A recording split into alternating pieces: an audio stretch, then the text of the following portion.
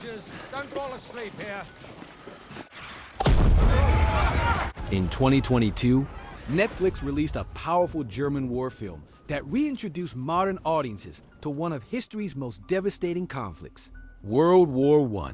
Directed by Edward Berger and based on the famous novel by Erich Maria Remarque, the film offers a haunting look at life inside the trenches, through the eyes of young soldiers who believed they were fighting for glory only to discover the brutal truth.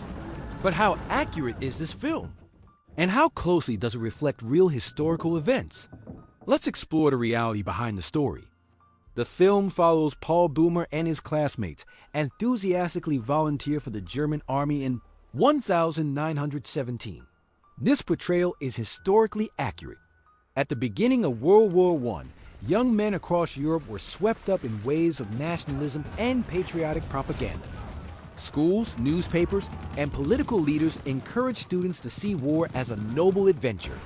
Many believed they would return home as heroes. In reality, most had no idea what awaited them. By 1917, Germany had already suffered millions of casualties.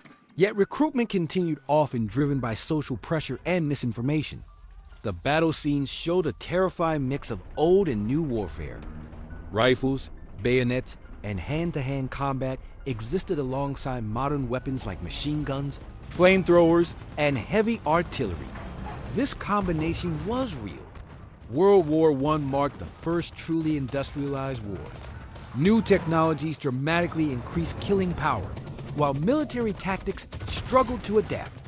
As a result, thousands of soldiers could die in a single day for only a few hundred meters of land. In reality, fighting did continue up until 11 a.m. on November 11, when the ceasefire officially began. Tragically, thousands of soldiers were killed on the very last day of the war.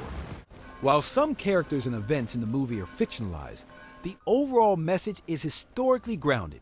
Even when peace was imminent, political pride and miscommunication still cost lives.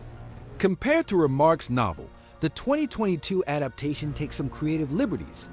The book is more personal and reflective, focusing deeply on Paul's inner thoughts.